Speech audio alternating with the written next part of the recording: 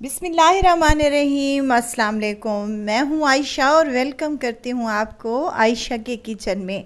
बहुत सारी ख़वातीन का ये मसला रहता है कि जब भी कोफ्ते बनाते हैं या तो सख्त रह जाते हैं या फिर सालन में जाते ही टूट कर बिखर जाते हैं।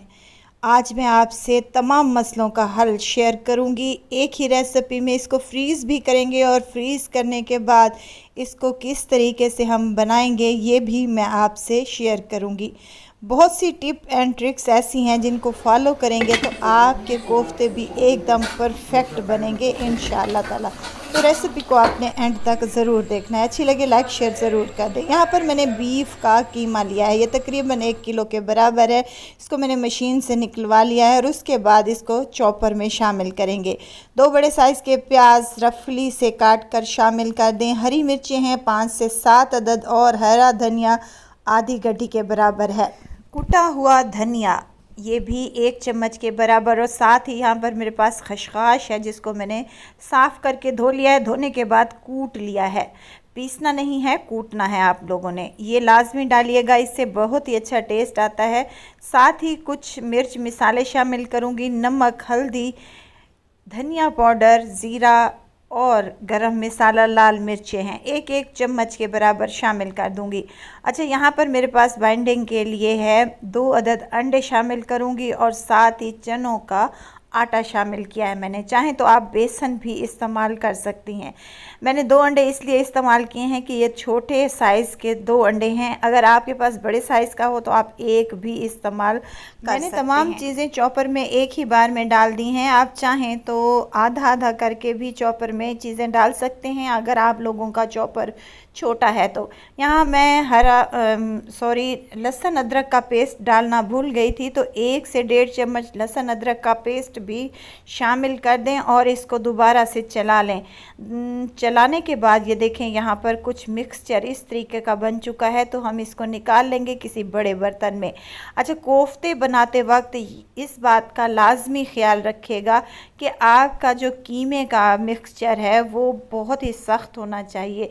सख्त नहीं है, नरम है। अगर आप लोगों के पास बिलफर्ज हो गया है नरम तो आपने इसको फ्रीज़र में रख देना है तकरीबन आधे घंटे के लिए। देखें यहाँ पर मिक्सचर हमारा बिल्कुल बाइंड हुआ है। इसके बाद हम इसमें 3 से 4 चम्मच घी के शामिल करेंगे। अगर आप लोगों के पास देसी घी है तो वो भी आप लोग डाल सकते हैं। बनास्पति घी का इस्तेमाल किया है मैंने और इसको अच्छे तरीके से मिक्स किया है। मसल कर मिक्स कर लें और इसके बाद इसके कोफ्ते बनाना स्टार्ट कर लेते हैं।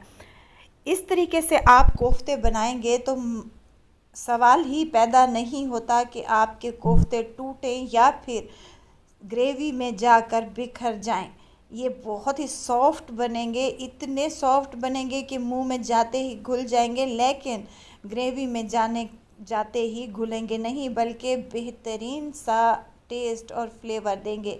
इसमें हमने जो खसखस डाली है वो इसका अलग ही फ्लेवर देगी। देखिए यहाँ पर एक मैंने कोफ्ते को बना लिया है। यहाँ पर मैं मीडियम साइज़ के कोफ्ते तैयार कर रही हूँ। आप चाहें तो बड़े साइज़ के कोफ्ते भी बनाकर तैयार कर सकते हैं, ये आपकी मर्ज़ी पे डिपेंड करता है। और इसी तरीके से तमाम कोफ्ते मैं बनाकर यहाँ पर रेडी कर लूँगी। इसी पॉइंट पर वीडियो आप लोगों को अच्छी लगे तो लाइक शेयर ज़रूर कर दें और अपने फैमिली फ्रेंड्स में भी ज़रूर शेयर किया करें। अब इसी डिश को मैंने कवर लगा दिया है कवर पेपर के साथ। अगर आप लोग के पास पेपर नहीं है तो आप लोगों ने क्या करना है, इस डिश को उठाना है और फ्रीज़र में रख देना है। जब ये फ्रीज़ हो जाए तो किसी ज़िप लॉक बैग में डाल लें या किसी शॉपर में डाल लें, आम शॉपर जो घर में आते हैं सब्ज़ी सौदे के साथ। चलें जी, यहाँ पर आपने इस डिश को उठाना है और इसको रख देना है। 2 से 3 महीने तो आप लोगों के कहीं नहीं गए। ये बेहतरीन सा जायका और फ्लेवर देंगे अगर आप इस तरीके से इनको फ्रीज़ करेंगे।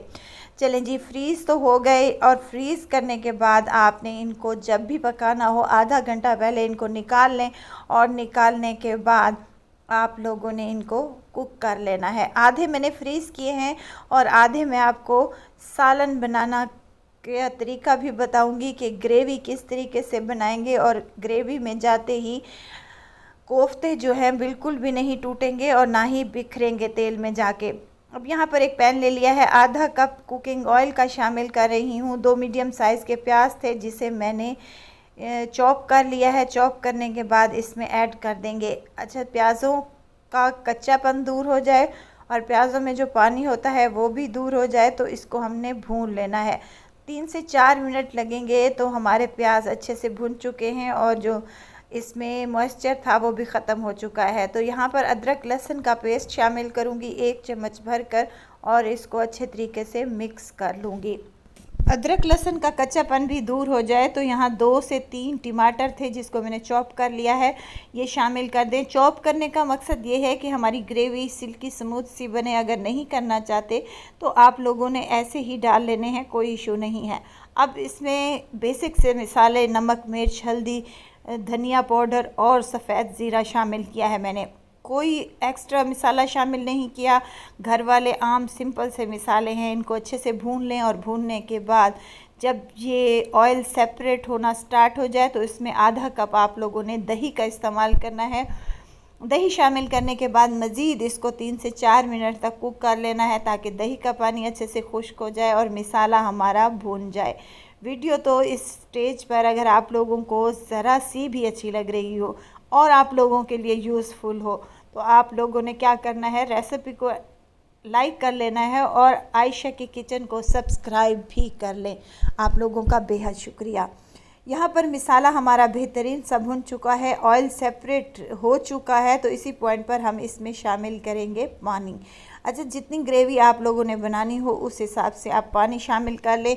अच्छा, पानी को शामिल करने के बाद आपने इसमें 3 से 4 हरी मिर्चें भी शामिल कर लेनी है और इसको अच्छे तरीके से मिक्स कर लेना है।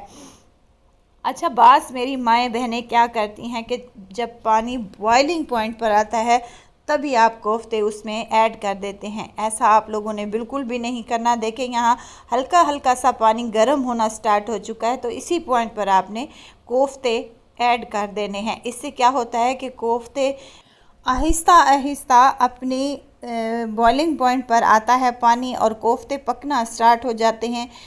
इसी तरीके से जब हम बॉइलिंग पॉइंट पर पानी आ जाता है और फिर से हम डालते हैं अपने कोफ्ते तो वो एकदम से टूट कर बिखर जाते हैं। कोफ्तों को 10 मिनट के लिए मैंने कवर लगा कर रख दिया था और 10 मिनट के बाद देखें यहाँ पर अच्छी खासी ग्रेवी थिक हो चुकी थी तो मैंने इनको निकाल लिया है। गर्मा गर्म आप सर्व कर लें और इंजॉय करें इस मज़ेदार सी रेसिपी को। अल्लाह हाफिज़।